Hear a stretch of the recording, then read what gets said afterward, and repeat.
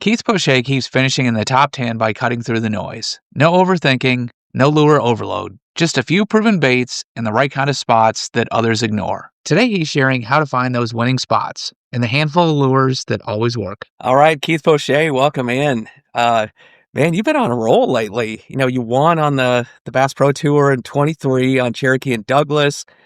This year you win again on the Invitationals on the James River. Plus you had top tens on, dynamic different type lakes, the Potomac River, Harris Chain, Kissimmee. You've had top 20s, a couple more of those at 24th, these big fields. And it seems like to me, today's the day and age that we're all trying to get really complex with electronics and try to outguess everybody on lures, and everybody's trying to just get more and more complex. And it's like you're the one guy who's gone the other way and just said, man, I do a few things right with a few baits.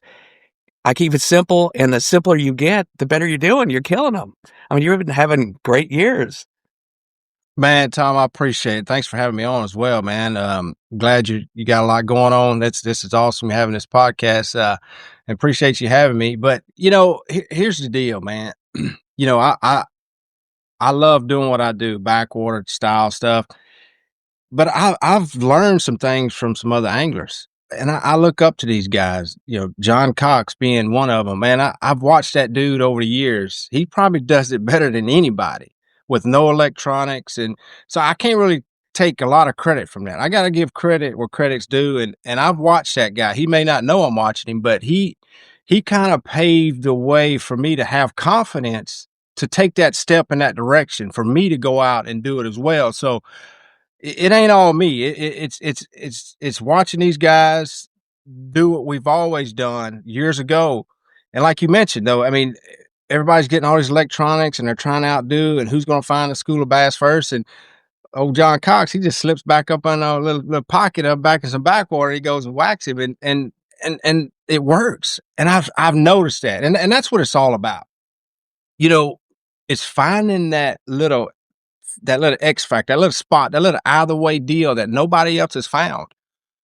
And, when guys find that offshore or back in a creek or whatever, that's how you're successful. And whatever angle you want to go to do that, it's just finding those fish to where you have them by yourself. And a lot of times you got to share fish and guys compete back and forth on it, and that's fine too. But yeah, man, I try to get way back off. It's the most craziest place where I would think nobody would want to go. And a lot of times it doesn't work out.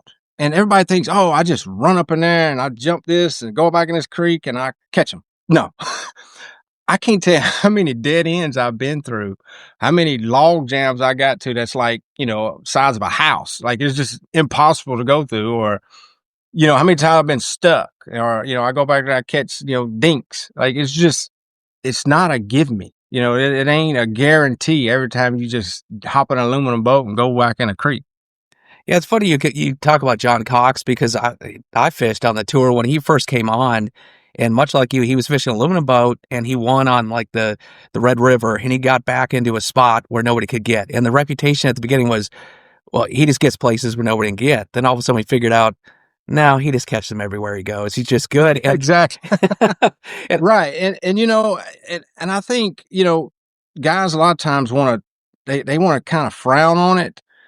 And I understand. I get it. I don't blame them. I mean, because, I got a 19-foot gator tracks. It's real narrow. I did have an 18-foot with a 115, but, MLF changed the rules and they made it where I had to have a 150. So I'm 1 foot longer and a little wider. But this boat is built around what I do. I designed this boat 100%. Like, I mean, the actual hull, I mean, there's a few tweaks I did, but the actual hull is pretty much what Gator Tracks builds. So you can get it any size you want, but the interior, the way it's laid out, it allows me to run through some of these places and maneuver through trees and up little ditches. And I can see where guys are scratching their head like, how did he get in there? And they thinking maybe I'm getting out of the boat, pushing, or I'm this or that. But honestly, man, the boat is everything. 100%. Like that boat allows me to, with that 150 Mercury, it allows me to access these places. Now, I've had to learn over the years how to run this boat. It ain't just let me hop in it and I'm gonna go run some, like you mentioned, the Cherokee. I ran way up Cherokee and I won that event, a Bass Pro Tour event. So I took a chance. So it was. Let me just lay it out for you on Mhm. how it all went down real quick. So we fished Douglas, Cherokee, and the first 2 days were on Douglas, and the second 2 days were on Cherokee. 5 fish. It was when MLF went to 5 fish, and I was real excited about that. So I spent all my time on Douglas because in the back of my mind, I'm thinking, you can't win if you don't get past Douglas. Well, the year before then, we fished a Bass Open on Cherokee, and I didn't even hardly practice. I was building. I think that's the year I won the points overall for the Opens. I qualified for elites. Well, I ran way up the river. The water was low like it was, and I didn't go way up because I didn't know what was up there. I didn't fish all the way. I was just kind of practicing during the first day of the tournament, and saw some things and it just didn't have 11 pounds. Well, the second day I went all the way to the down. I had almost 18 pounds the second day of that Open. And I'm like, oh my gosh, I could have won this event if I went up here the first day. So in the back of my mind, going to Douglas Cherokee, I'm like, I know where I'm fishing on Cherokee. Like there is no question. I'm spent all my time on Douglas so I can get to Cherokee. So, dude, I didn't even practice. Like when I made the knockout championship on Cherokee, I just went fishing.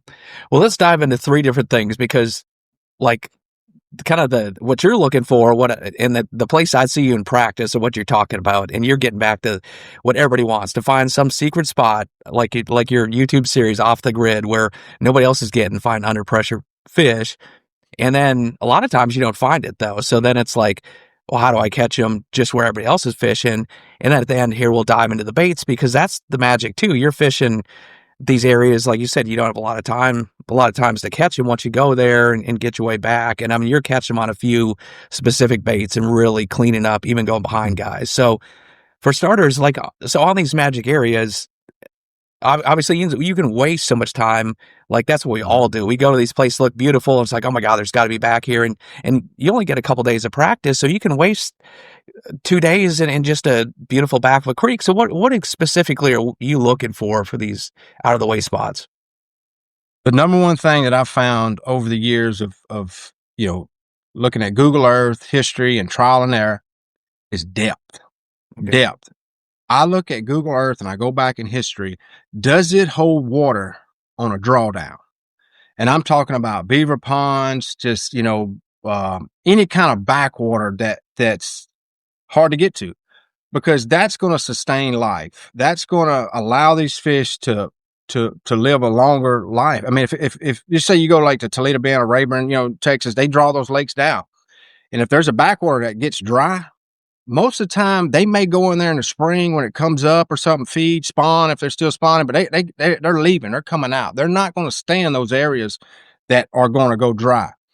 But if it's a place that can hold water um, throughout the year, that's typically the ones that I'm gonna find a population of fish in. You take the James River, and I won earlier this year in June. I finished second in the opening there in 2022. I caught 24 pounds there one day, but it's a ditch. It's a creek and it's got a shallow spot and it opens up and there's a 20-foot hole back there. It's an old gravel pit. And there's an actual creek that dumps in on the backside. So it's a perfect scenario. It's got a feeder creek. It goes out to the main river. It's just got depth. It's got everything. And so, and then last year I fished in there, the Bass Pro Tour, I caught one almost 8 pounds. Wow. I mean, it was crazy. I mean, the fish living there. And then, of course, I went there. I was so nervous this year. I was afraid some other people would show up with an aluminum boat. But I'm just like, man, I just hopefully I can get it done this year. And thankfully I did. But that's the kind of stuff. And I'm sure people looked at it on Google Earth. They know where I was fishing on the James River. But that place has the depth. That has the depth. It has water flow. It has life. And the fish actually can migrate in and out. But they want to be in there. For number one, it's got everything they need and they don't get messed with. A lot of boats can't get in there to catch them. So, but depth is number one and any kind of flow. Just pond that's just stagnant, that's just, I mean, it may have some fish, but it probably won't have the quality. Okay. No. And let's say, okay, so I found a spot on Google Earth. Looks like it has a depth. I'm able to get my boat in there. I push in. When you get in there, is it like, well, I'm just going to pick up a bladed jig and a spinnerbait, and I'm going to give it 30 minutes, and I'm not getting bit. I'm out of here? Or is it, man, if I'm seeing shad and stuff, I know they're in here, and I might, even if I don't get bit, I'm going to come back another time. How do you break them down then once you get in? Yeah, I mean, I'm going in these places. I'm wanting to look at everything. I want to look at the whole thing because a lot of times you only have so much time to look at it, and you got to get out. I mean, it's hard to get into. You don't want to get stuck in there at the dark. So I'm trying to cover as much water as I can. So I'm throwing reaction baits. I'm throwing at visual cover. I'm seeing if I see any activity, what kind of bait it has in there. I'm gonna throw, I love throwing a Berkeley swim jig, with a little power swimmer on the back, something real finessey, lifelike, looks like a brim, any kind of vibrating jig, slobber knocker. But pit boss, Berkeley pit boss, I mean, I don't know how many bass I've caught on a Berkeley pit boss. I lost count. So, there's a few things that I really confident baits I throw to see if I can get bit. Because a lot of times them fish are gonna eat. Of course, the time of year plays a factor in there. If it's in the middle of the summer, hot, that I love throwing a swamp lure. Working it fast, popping on or the walking one, but just anything get bit. I want to see what size fish are in there. Can I get a fish that's gonna get me to where I want to be, as far as a 5 fish limit wise? On the flip side, a lot of these places, just to be transparent, it's hard to be successful in those places on a every fish count because there's only so many in there.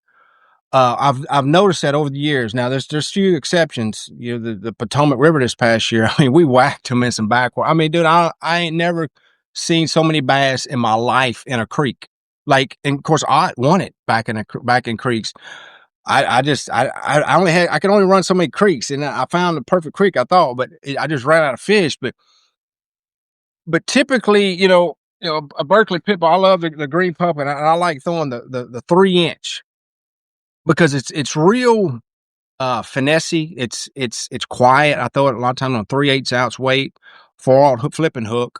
It's got a big hook, 20-pound trilene, 7.6 Fenwick, world class, 8-to-1 gear ratio, Abu Garcia real. It's a heavy setup, but it's like a little finessey look. Like, and them legs, man, they got so much action. I can just catch so many fish on it, and I can just skip it around real lightly. And, cause a lot of these places are shallow and you want to be stealthy. And, I'm easy and I'm creeping in there in that little boat. And that's what's so good about that little boat. It doesn't displace a lot of water as well. And I had an angler mention that to me. He's like, wow, it ain't fair. You're in that little boat. Our boats, they cause so much noise. And I said, well, I mean, the leagues allow me to run it. I mean, what do you want me? I mean, I'm within the rules here, man. Like, really? But I think that has something to do with it as well. I mean, if we really want to talk about, the particulars on it, that boat and those fish, they live in water. They feel everything, the pressure from the moon and all. I mean, that is a big deal to them. So when you get a bigger boat in an area of shallow water, I think they can feel that displacement of that water, and of course the trolling motor as well. But you gotta be slow with that. But a angler told me that, and I'm like, you know what? That may be something to do with it, because I catch fish right next to the boat a lot of time. I'll be flipping right next to the boat, and boom, I catch one. And because those fish aren't as spooked by this little old boat. Mm-hmm. It's like a kayak. Oh man, but yeah, it's really something, man. It's something to it. There's an art, there's a science to it, and it's amazing.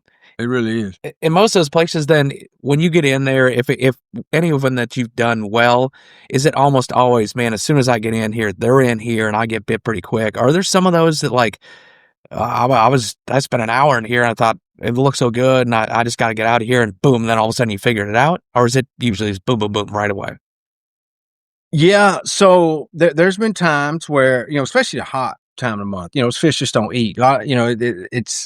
It's not, the water doesn't move as much as in the main lake. They don't have the depth accessibility. They can get down deeper where it's cooler. They're kind of stuck. They're kind of, in this position, like, hey, well, this is what we got, So a lot of times I have to slow down, and I'll throw the general, I'll throw a wacky rig general. I don't like to, but I will just to try to get bit, because uh, you'll go by, you'll flip through a lay down or whatever, and you're like, man, they just got 3 4 foot on it. I should have got bit there, but then I'll back off and go back through, and I'll throw a wacky rig around it and catch a 2 or 3 pounder or something. Like, okay, but what that does, it gives me confidence to know that, okay, there is um sizable fish in here that I could do well with, or whatever. You got to give it a chance. You can't just make one pass a lot of times and expect they all will jump in the boat. It just doesn't work that way. I mean, we all want to go in the woods and kill every big deer or shoot every duck that flies, but sometimes we're going to miss. So you have to just give it some chances, and make it. I normally make 2 passes, and try a couple different baits to see and make sure that when I leave, when I'm gone, I'm either coming back or I'm not coming back. It's a dead hole or it's got something in there. Yeah, because you just never know, man. Sometimes there's grass out in the middle, and they'll suspend around that grass, or it's just like a pond, like a farm pond, or you know. And what about, like, in springtime? A lot of those places are beautiful. You get back there, the water's up. I mean, there's flooded, and you like right away. It's like bingo. There's 1,000 places they could be on. In the Mhm. summer or the fall, if it's been lower, kind of like we were talking this fall before we came on, not much rain, and there's just not much cover. You go back in there, it's just kind of bare bank. Are you?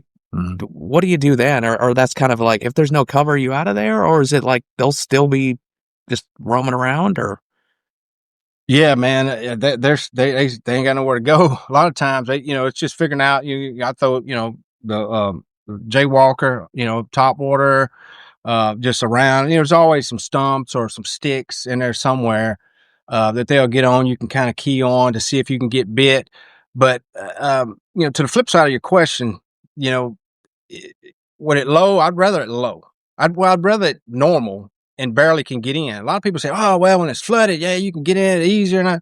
No, what happens when it's flooded? It gets in the woods, and the fish scatter everywhere, and it makes it that much harder. You can't get to them; they way back there. It's just I want it normal or just a little bit low, where I'm the only one that can get in there, or barely get in there. But everybody wants it high. Everybody wants it to be flooded. That actually makes it more tougher to fish. yeah, I can understand that. That's interesting. And if you could have in there, if there's only a few laydowns, then do you typically find that they're going to be loaded? Like, if there's 3 trees, I mean, it's one of those you can just keep coming back to that tree sort of deal. Yeah, absolutely. I mean, it just depends. Like I said, the situation where it's at. If it's a tidal fishery, if it's just a backwater beaver pond, or just a creek. So take for instance, I just want to BFL too. There, I kind of feel bad. Some guy out of my big boat, like on the Alabama River.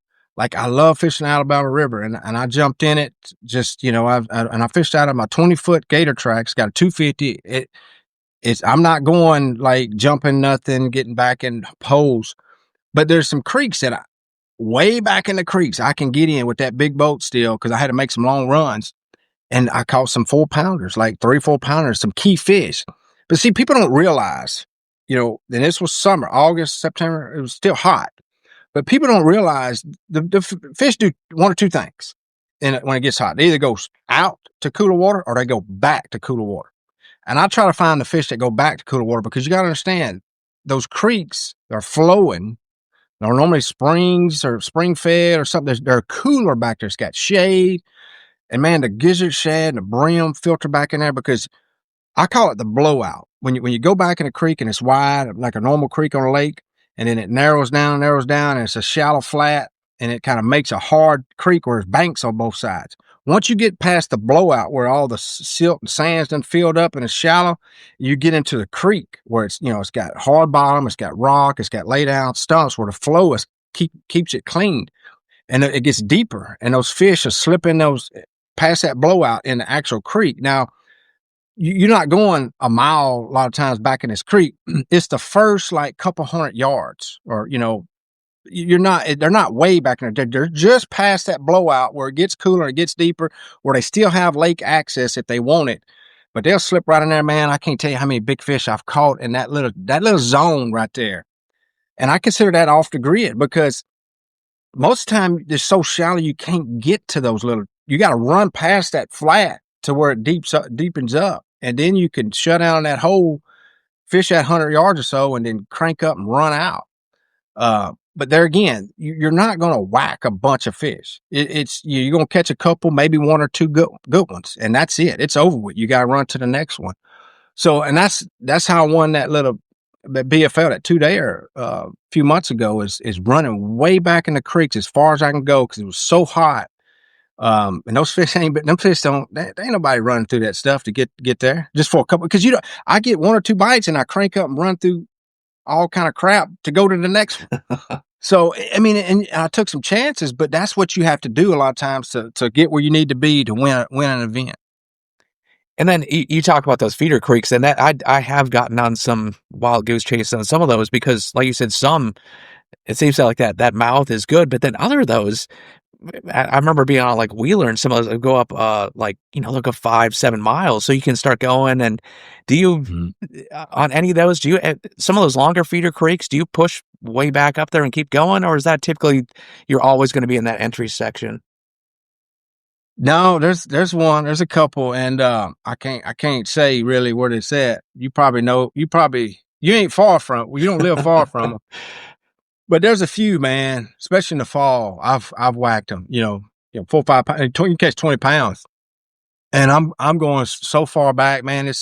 I was surprised actually, and it was a few years ago. But I was like, I cannot believe the size of fish is so far. But it had depth and it had flow, and the water got clean way back there. And of course, you take John Cox. He won that event on Wheeler. I think going way back in one creek, or I think he went way back there throwing a frog, didn't he? Yeah. So yeah. it depends on the year. It's so that's the deal. It's so time sensitive. If you get a big rain, it blows it out. Like, it's no different than fishing a ledge, man, or going out live scoping, whatever. Like, it's all condition based. And that's what people don't understand. They want to think that we just show up at a tournament and we jump in a backwater and we just gonna catch them. It doesn't work that way. Like, there's only certain times where you can even access a lot of these places. Then like I said, if the water's high, it's blown out, they're just scattered, you ain't gonna catch them. Or if it's chocolate milk from a big rain, you're not gonna catch them. The conditions got to be right. You chance running, hitting something and breaking down. Your long time, at least I run 45, 50 miles an hour. I don't get as much fishing time, but I don't have to worry about somebody being on my spot. I know where I'm going. I got it to myself. That's the only good thing. So there's some pros and cons to this deal, and you have to go all in. A lot of people say, well, you got, when you live scope, you can't just do it for a couple of hours. You got to do it all day. You got to really go all in with it. Some of them bet Drew Gills and Lawrence and the Robinson boys, and they are phenomenal with that stuff. And my hat's off to them. I'm happy for them. I think I hope they continue to be successful with it. But let me be successful what I do too. Like, don't rule me to death. Don't keep me from jumping logs or whatever. Like, I'm glad they're able to be successful at live scoping, but I'm successful at doing what I do because I figured it out and I know how to get to these places and I understand what I'm looking for. A lot of people, sometimes I'll drive in a creek or a backwater, and sometimes I won't even make a cast, man. Like, I'm just like, nope. It's not, it doesn't even, like, seriously, like, if doesn't have much water, because sometimes you can't tell on Google Earth. And you get back there and it's like, man, I just wasted an hour and a half for nothing. But it's just a technique. It's at the end of the day, whether you're live scoping, whether you're throwing a Carolina rig, whether you're deep cranking, whether you're jumping logs, go back in a creek, at the end of the day, your end goal is to catch a bass. Whatever you have to do to catch a bass to be successful, that's what I'm doing. That's my end goal. That's what I'm trying to compete. And there is something to getting off the beaten path, like your question was earlier, like John Cox does, and finding that little X factor, finding that little something that nobody's found or they've overlooked. Because man, there's more and more people fishing every day, which is great. I mean, more the merrier. I want more people to get involved with bass fishing, but it's so hard to be successful, be competitive because everybody's fishing the same stuff, and a lot of times it comes down to a boat number. And I hate playing that game. I hate it. So how often then are you getting away from the crowd, or like how many times do you go to a place, you've got 6 places marked on Google Earth, 15 places marked, you go through practice and it's the first 2 days and you have nothing, and then so at that point, like how often is that, and then what's the game plan from there?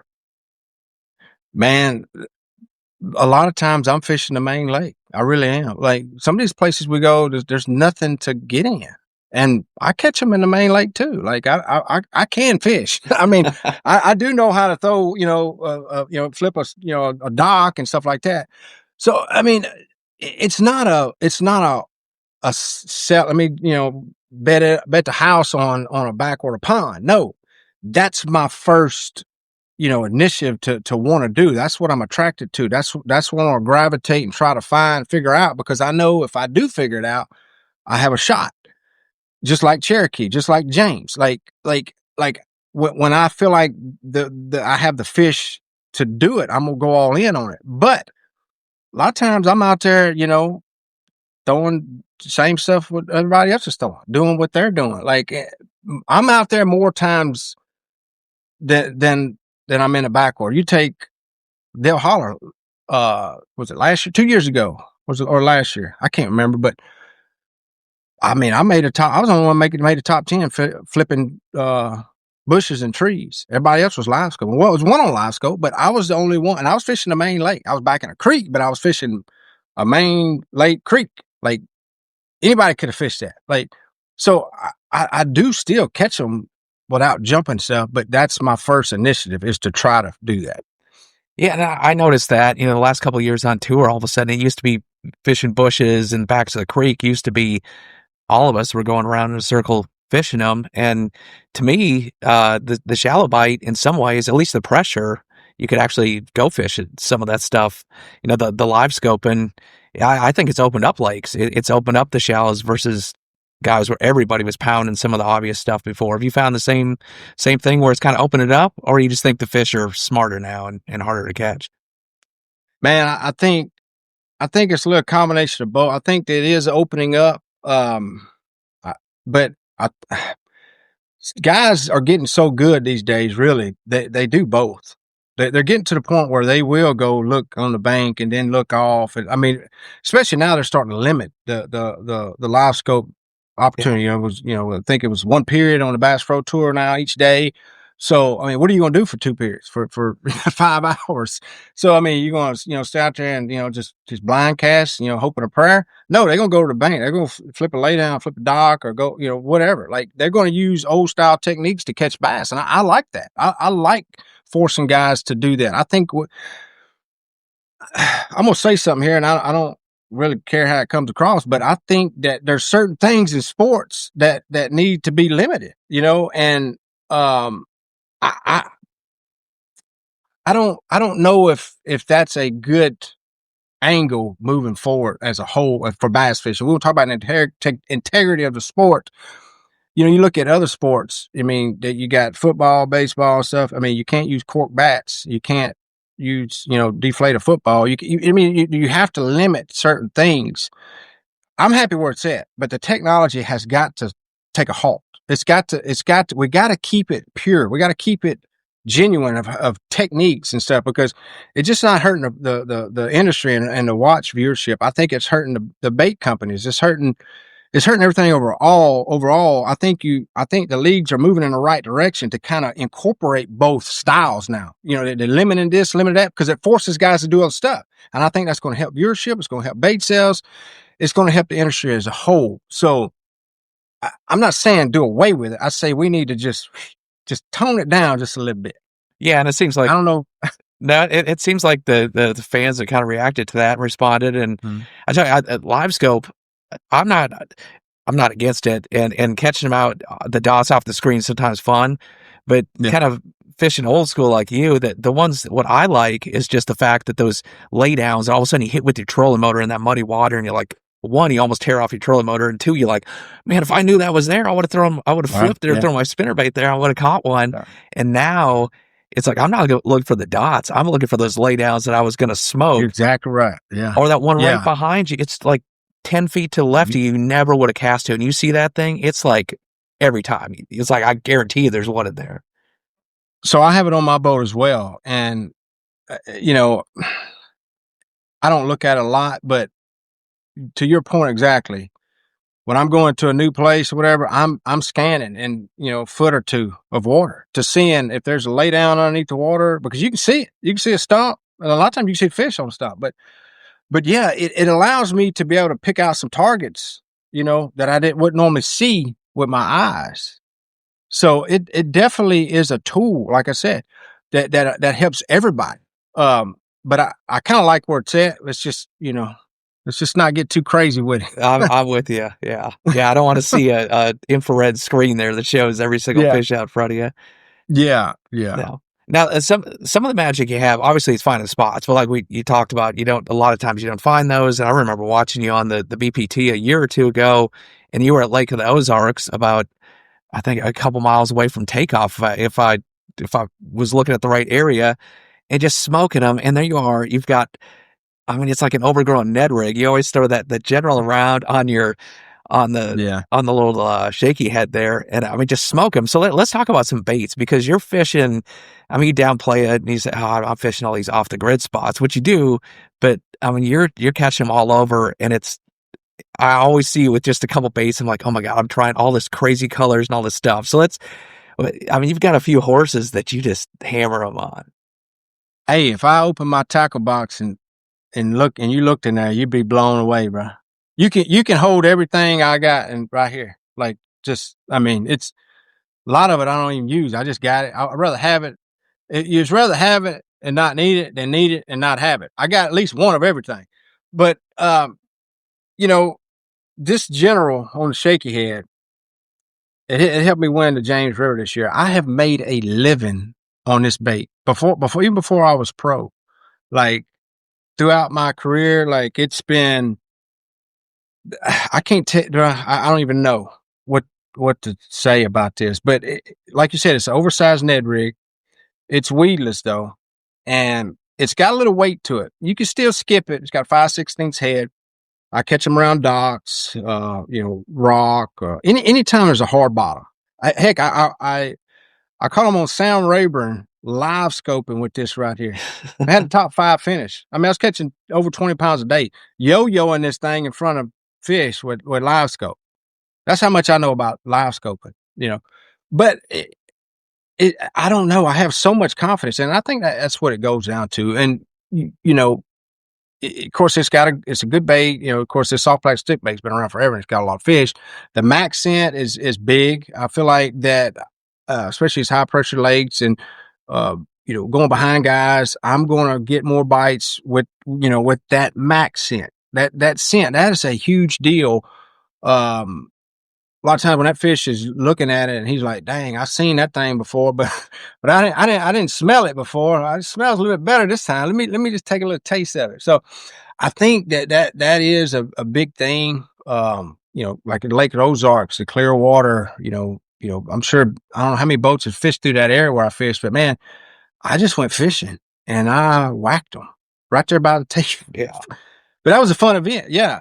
But everywhere I go in the country, this bait right here is rigged on the front deck of my boat. Whether I'm in a backwater, whether I'm in a creek, main lake, it doesn't matter, man. And I don't hide it. I tell people about it, and I honestly, I've never seen anybody else throw it. Nobody. So I'm like, okay. I mean, it doesn't bother me, but I don't hide it, like, because it's, and I throw it on 15-pound trilene with a 7-1 heavy Fenwick rod with an 8-to-1 gear ratio bait cast. I don't throw this on a spinning rod. This is a heavy setup that it's a power fishing deal, but it's a finesse look. Mm-hmm. I just, if it was shorter, a little bitty like a Ned rig, I just feel like it ain't enough a lot of times to get that fish's attention. They can see it as well. This thing's got, a lot more action. It's moving. It's, bouncing on the bottom. It's creating some disturbance. All that plays a factor. I mean, yeah, a Ned rig has its moments, they hit it on the fall next to a dock or whatever, suspended fish. But this bait right here, man, I'm slinging that thing. Boom, boom, boom. I'm shaking, working it shallow to deep. You can work it shallow to deep as well. You got a wide range of options to fish it. Like, it ain't just a shallow bait. It ain't just a deep bait. I catch fish out of 20 foot with it. So it's just been a good player for me. I don't know. That's all I can say. They just love it. And I know it sounds like a sponsored plug, and I mean, obviously both you and I are sponsored by Berkeley, but it's in today's day and age, it's all live fishing coverage. I mean, that thing, you see some guys turn their back and they throw the bait out over the side of the boat. I mean, yours is sitting there on the deck, so it's not like, hey, I'm just making it up. I mean, I see that thing, that and the pit boss. Yeah, I mean, those two are like always on your deck. But let's dive into that shaky head a little bit, just because to me, like, I see you doing it. And one, I mean, you are an expert caster, so it's not like any dummies just don't. I mean, you're putting that thing in there. But I'm kind of curious, why don't you just go with the Texas rig? Why the shaky head? I think that the way it falls and the way I think it stands up a little bit. I think the way it walks, it has a little unique, little wobble to it. I don't know. I mean, I just, it's like, why do you use green pumpkin when green pumpkin with flake? I don't know. I feel like that it has the way it's designed and with that head. I just feel like it kind of wobbles a little bit on the bottom and it wants to stand up. I don't know. It's a confidence thing. And are you, when you're pitching that in there, are you getting most of your bites in the fall, or are you kind of dragging it back? Are you shaking on the bottom, lift, drop? How do you work that with the? Man, I throw it out and I just kind of shake it, pull it, shake it, pull it. And keep it on the bottom when you're pulling it, or you're pulling it up and. Both. I mean, it just depends on the day, depends on the type of structure. Like, if it's a shell or gravel, I'm just dragging it. I'm just kind of dragging it. It may come up a little bit, but it's staying pretty close to the bottom. Like I said, Rayburn, I caught him live scoping with it. I would throw it past them. And of course it's kind of heavy, so it was wanting to sink. So I had to reel it fast and then kind of yo-yo it real fast, like kind of jiggle it. And then they'll either eat it or, because if you stop it, it's going to sink. Or if you keep running, it's going to come to you. So I would just kind of slowly let it go down. They'd fall it to 20 foot and eat it off the bottom. So I don't, it's all condition based, but most of the time they're eating it off the bottom. It's a big deal. I really figured this thing out fishing the Coosa, currents, breaks, different, fish for spots, eating spots. Love this bait. I mean, I've caught some giants with this thing right here. And you can't use light line catching big old spots. You got to use a big line. So I don't think line has much to do with it. As far as, some people say, well, you got to use light line because of this to fish it, blah, blah, blah. Nah, man.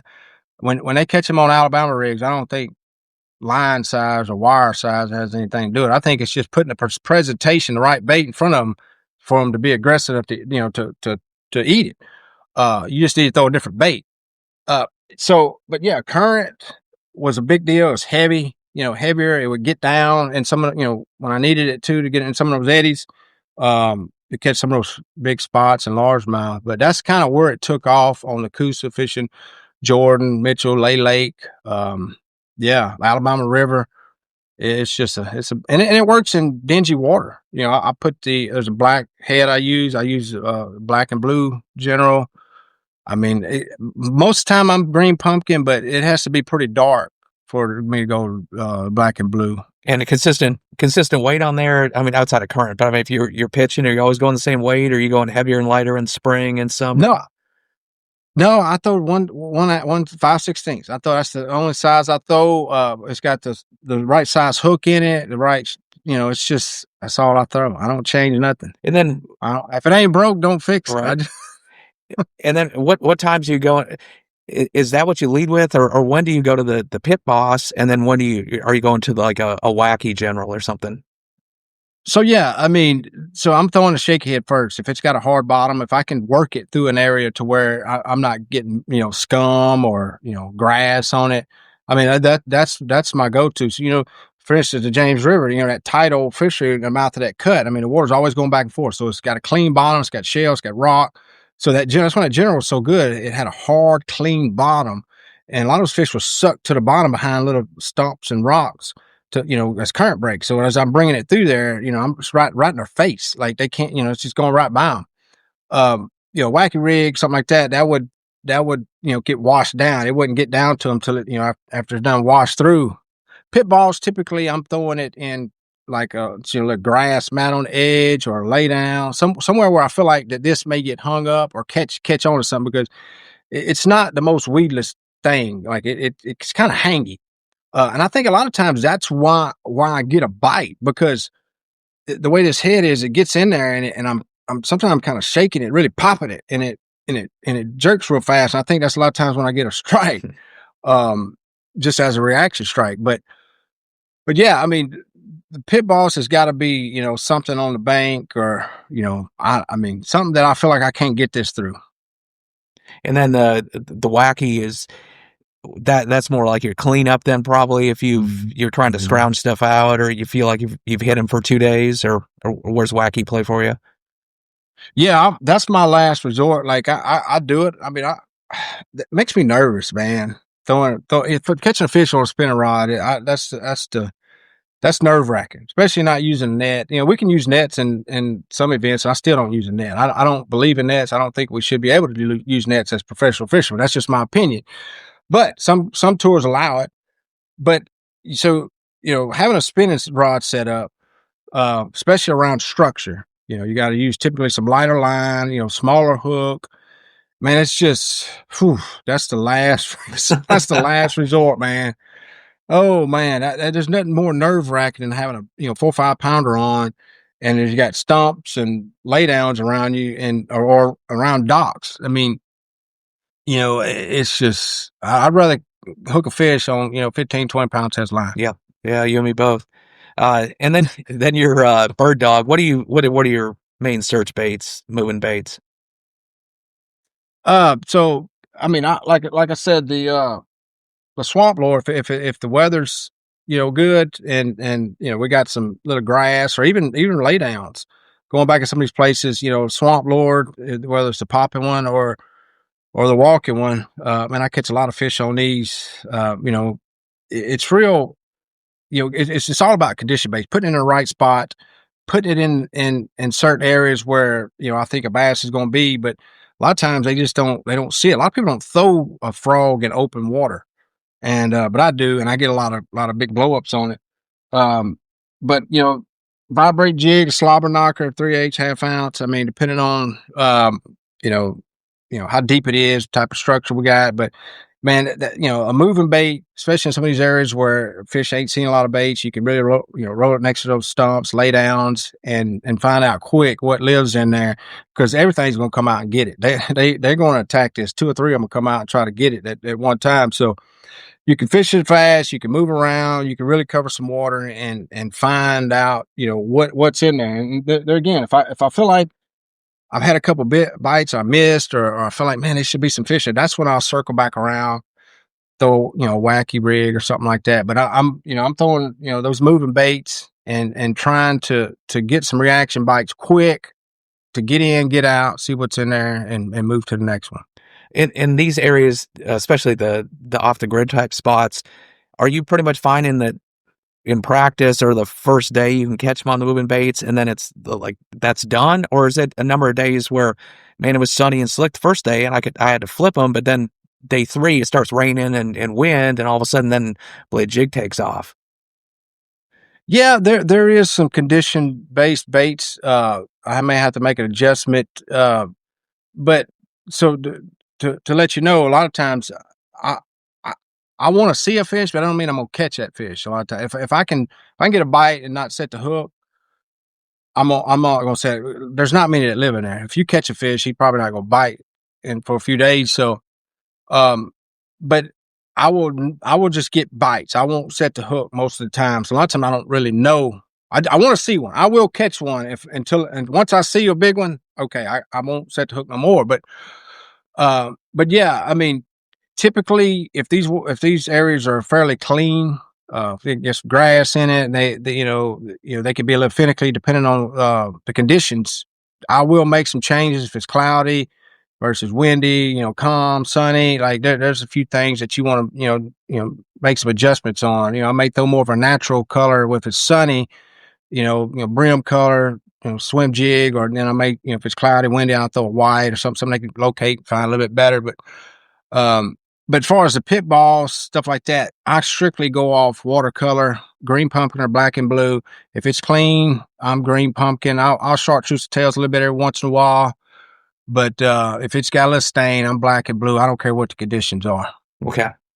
So, well, I want to ask you a couple last questions on the mistakes. I'm sure you see a lot of other people go in there and like, man, thinking he's totally missing it. But before we get into that real quick, I know you've got your Off the Grid series on YouTube and you're big on social media. Let the people know where can they find Keith Poche on YouTube and stuff. Yeah, I actually need to film some more. I actually filmed one yesterday. It was pretty excited about it. It was fun little episode. But then, go to Keith Poche on YouTube, find my Off the Grid series, go to Keith Poche on Instagram, Facebook.